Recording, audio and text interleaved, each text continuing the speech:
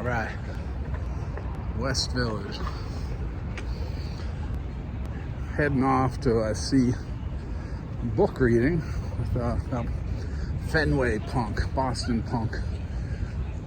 Some guy came down, hawk his book, and we're gonna go there and kick his ass. No, I'm just kidding. The Boston, New York hardcore wars are long gone, long over. Now we're just a bunch of Jedi hiding out with our sacred scrolls. We're gonna come out, see what this guy's book is all about. Come with.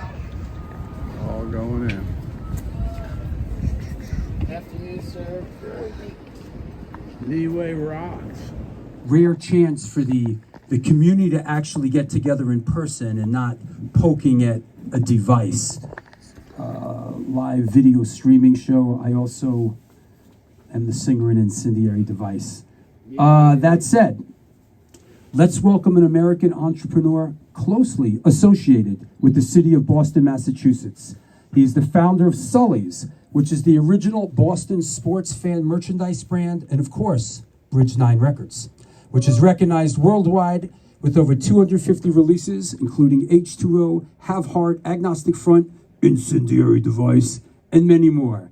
Here today to talk to us about his new book, Fenway Punk, how a Boston indie label scored big on baseball's biggest rivalry, and much, much more. Please welcome to our beloved New York City, enemy territory, our good friend and supporter, Mr. Chris Wrenn. Thank you. Hey, Larry, will you grab me one of the books when you get a chance? And put it into releasing albums. So, you know, in the 90s, I was putting out one record a year, 7 inches. I mean, it was a hobby. It was just scraping together whatever I could to put out, you know, a record a year. By the time this opportunity at Fenway Park happened, I was putting out a dozen, 15, 20 albums a year. And all of that came from money that was earned at Fenway Park. Yeah. But Sick of It All was a big one in your world, right? For sure.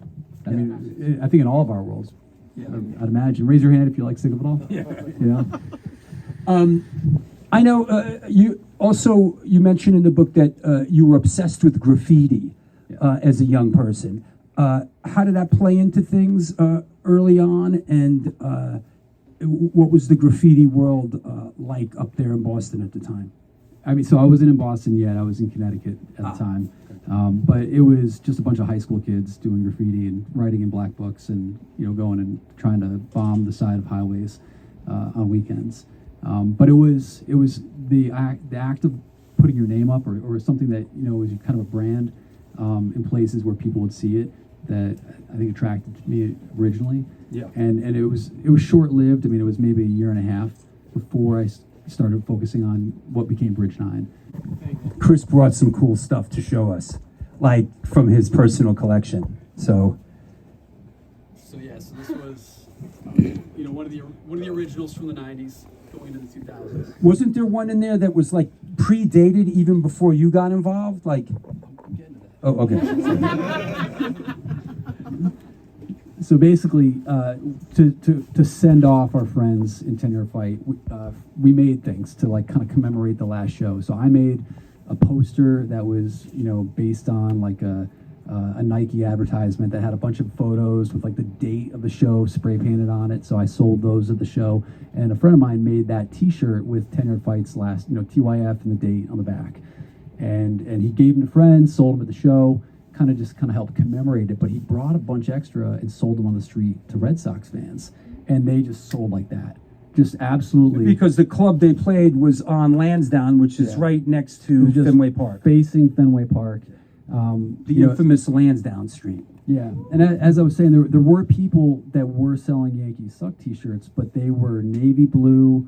They said Boston across the front. It said Yankees Suck on the back, like over a number. It looked like a jersey, but hating the Yankees is not exclusive to Boston, and a lot of people that visit Fenway Park for the other teams that are coming, they have fan bases that also hate the Yankees. So my friend said, you know, let's make a cheaper, better shirt. These other guys are selling them for $20, and they're all Bostoned out. Let's make one that's really basic. It just says Yankees Suck big on the chest. That's what everyone wants, and sell for $10. Right. And cleaned up. So the following season, he brought out that T-shirt. I brought out bumper stickers, enamel pins, buttons, stuff like that. Straight Yankee suck. Just Yankee suck, and sold on the street. And so my first day was in April of 2000. I was working at Tower Records in their art department, doing like window displays and stuff inside the store, and I was making like $1 more than minimum wage, so it was like $6.50 or something like that an hour. Probably clearing $300 every 2 weeks. I made $450 like the first night that I sold these stickers. And what's incredible is selling bumper stickers. I mean, we're not even talking about selling shirts yet. Yeah. Just bumper stickers. A brand that exists almost solely to crap on the Yankees is when 9/11 happened.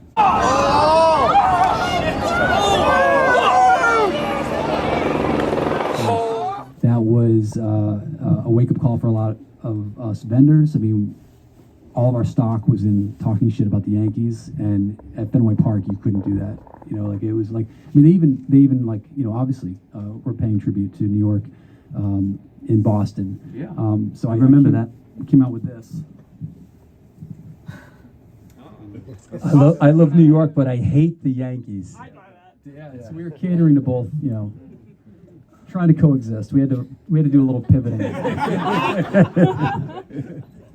That we're selling Yankee hater shirts in 1976. Certified Yankee hater. And you got that on eBay? I did. I tracked one down on That's eBay. awesome. So this is one of the original shirts. Wow. But I mean, I know the crap that I had to deal with outside of Fenway, dealing with drunk Red Sox fans. I cannot imagine what two women in 1977 were dealing with. Oh my God. But yeah, they were delighted to hear from me. They thought it was crazy that somebody was looking them up after almost 50 years. Wow. And they managed, and they had one of those left, or they had. Well, this was from some random vintage person, but but you tracked them down. I did track one down, but the reality was, I mean, making this kind of stuff is not exclusive to us. It wasn't exclusive to them, and there's people now doing it. So it's been a tradition outside of Fenway Park. I mean, for the most part, I've been able to put out records with my friends and people that I've gotten to know over the years. If whether it's American Nightmare, who were roommates, and they weren't a big deal at the time. In fact, their demo wasn't that great at the time. It was just like an opportunity to do a record with friends. But Slapshot was incredible. I mean, Slapshot was the first time I put out a record with a band that I was a fan of, prior to even starting the label. So, I've had that opportunity. Like a band like H2O. I was telling Mark that I gave my college girlfriend a mixtape with H2O songs on it, in 1995. Yeah. And then by 2007, I was their label. 2008, their album, came out, Nothing to Prove, and we're still collaborating to this day. Yeah, that's a great feeling. Yeah. That's awesome. Hey, I want to know. It's not a question. What is the one-time Yankee you hate the most? I want to know. So That's not what's in the Yankees. I want to know. just so that we're all on the same page, I actually don't hate the Yankees. Okay. It really was just an opportunity to hustle money. Then what Yankees do you like? But the one that I loved to make T-shirts for was A-Rod. We had a T-shirt that said "A-Rod is an a-hole." We sold so many of those T-shirts. You know what named it? Gay Rod, because he takes roids in one playoff. You can't be like Clemens and everybody else and take him in every playoff. Come on, I didn't call him that. Artie did. Artie Some old school. Yeah, that's old You school. can't be do roids, take him in every playoff. Unleash the fury, Kenny We Rayner. want more than one ring. We want more. Friday night, New York City. What else? Sid?